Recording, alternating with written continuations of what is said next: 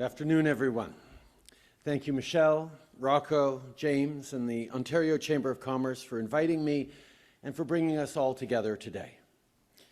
I know that this year's theme is Partnerships for Prosperity, and I couldn't agree more with how important that is at a time like this. This is a serious and consequential moment. We need to make responsible choices that understand and emphasize Canada's advantages in a highly uncertain world, in a moment of deep and lasting changes. Right now, our economy is being reshaped by external forces of historic scope and scale. We're seeing geopolitical unrest causing energy and food prices to go up. The global inflation crisis is being felt at the checkout counters wherever Canadians go to the grocery store. Anti-democratic forces are on the rise, undermining the rules-based order that has enabled peace and prosperity for generations. Climate change is being felt in very real ways. This summer, we had horrific record wildfires that burned through communities across the country, and the haze and smoke affected everyone, everywhere. All this is coming as we fully emerge from a disorienting global pandemic that turned our lives upside down. So it has been an unprecedented few years. And a moment like this, strong partnerships are a source of stability. And stability is how we ensure prosperity. The world is in a tough place right now, but I'm optimistic about our future because Canadians remain ambitious, hardworking, and open. Just this September, experts were expecting that we would add 20,000 new jobs to the economy. That number turned out to be 64,000. Je suis optimiste parce que le Canada a beaucoup à offrir, plus que tout autre pays, pour devenir un leader de l'économie propre d'aujourd'hui et de demain. I'm optimistic because Canada has so much to offer, more than any other country, to be a leader in the clean economy of today and tomorrow. Global investors are shifting capital towards non-polluting technologies at an extraordinary pace. They want to reduce their emissions, they want resources, they want reliable partners. Well, this is exactly what Canada has to offer. We have one of the cleanest electricity grids in the world. We have the critical minerals needed to build the batteries and technologies the economy relies on now and will rely on even more in the future. We have strong, stable democratic institutions and traditions, and we have the best workers in the world, workers who are well educated, well trained, well supported, even as we continue to draw in even more through immigration. All these competitive advantages have meant that when Volkswagen was looking for a place to build their first ever overseas electric vehicle battery gigafactory, they came to Canada, to St. Thomas, Ontario. And we know Volkswagen's investment decisions are made not just for decades to come, but for generations to come. This means thousands of jobs across southwestern Ontario, not just for today, but for tomorrow as well. And they'll join investors like Stellantis and Northvolt, who are also looking to Canada to manufacture the batteries and EVs that more and more people are buying. I want to specifically thank both the Ford and the Legault governments for stepping up in partnership on making these deals happen. Now, Pierre Poilievre slammed the Volkswagen project, even as his local MP was at the announcement, because she knew this would be good for the community.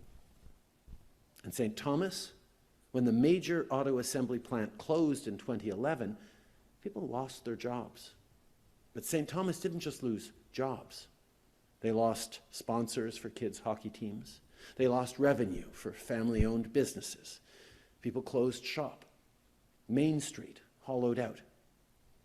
Only someone stuck in the past who refuses to see where the economy is going would not support the Volkswagen project.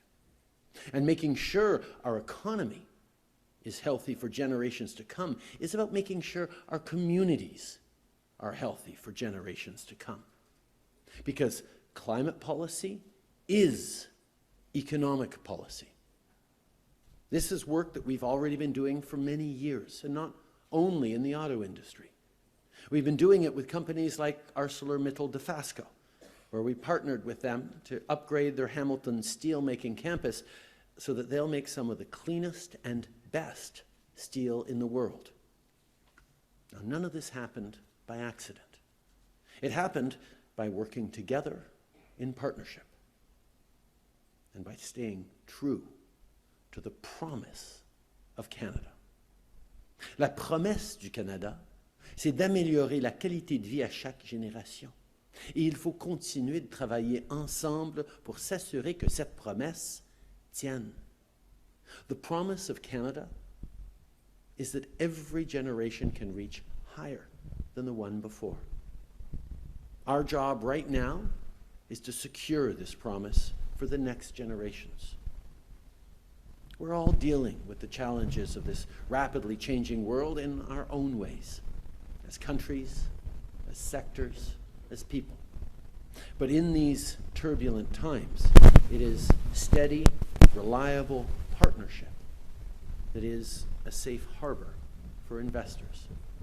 The world has seen incredible shifts, not only in the past few years, but in the past few decades. In the world, Canada and partners saw decade after decade of strong growth that created a strong middle class. There were strong protections for workers. We invested in critical supports for all Canadians by establishing a publicly funded healthcare system, secure retirement benefits, and more. A strong social safety net gave our workers and businesses the confidence to keep making investments and to keep growing.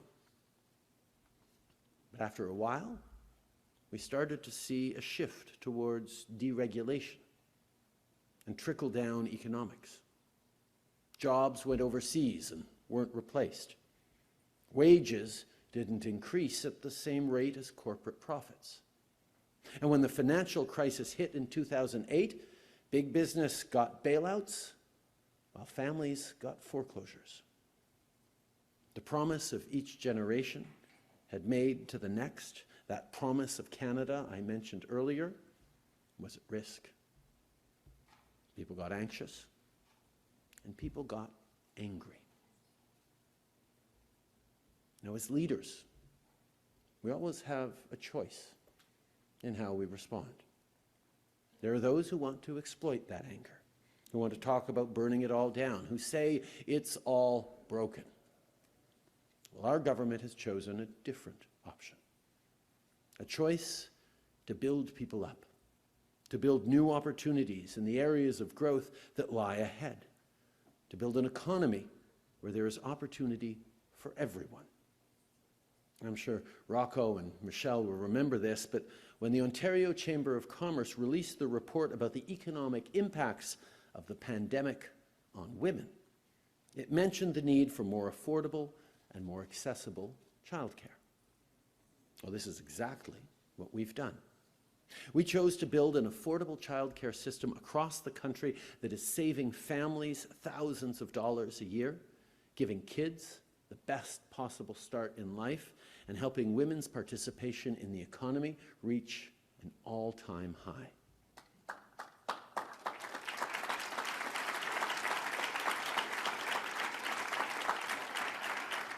Here's a fact.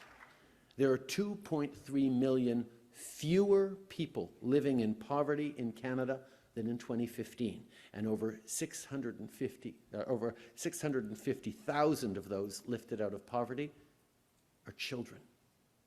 Social policy is economic policy. Quand on investit dans les gens, on renforce l'économie à partir de la classe moyenne et on obtient de vrais résultats pour tous les Canadiens. Investing in people builds the economy from the middle outwards, and it's showing real results for us all. So let's keep it up. Let's work together to make investments now that yield growth for years to come. We want to be your partners in this. It's why we've introduced powerful tax incentives, like the 15% refundable credit for clean electricity generation, storage, and transmission. It's why we have a clean manufacturing investment credit worth 30% for machinery and equipment used for key clean technologies, and a clean hydrogen credit worth up to 40% for eligible costs. We've also expanded other investment tax credits that are spurring the growth of other clean technologies here in Canada. As we invest in these technologies, we always need to make sure that this growth brings people along.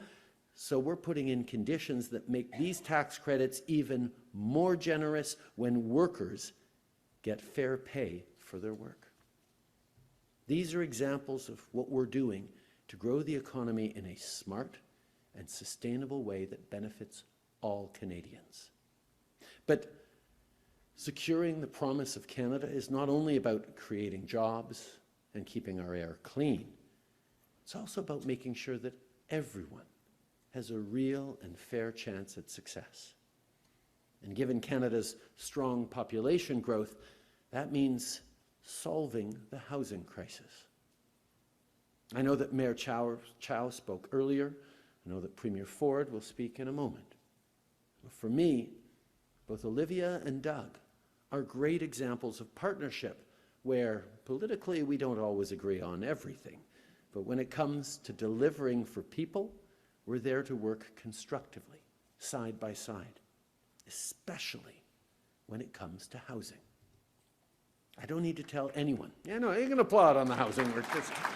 We know we need a lot of work to do on that. I don't need to tell anyone here in Toronto, here in the GTA, here in Ontario, or even across the country that we need to make sure housing becomes more affordable. It's a complex issue, but one thing that is sure is that we need to build more homes faster. Well, we've been helping building housing across Canada since day one, after the previous federal government spent 10 years not doing housing.